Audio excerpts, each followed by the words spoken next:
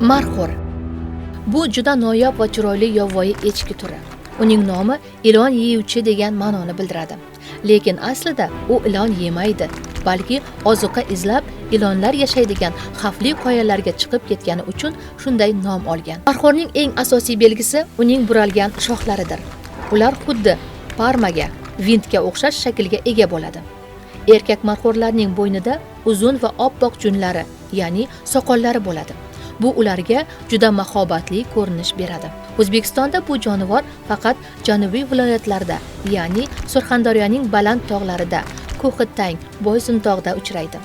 Ular tik qoyalarda juda chaqqon harakat qiladi.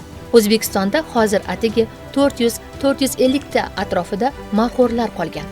Shuning uchun ular Qizil kitobga kiritilgan. Marxo'rlar yashaydigan joylarda ov qilish qat'iyan man etiladi.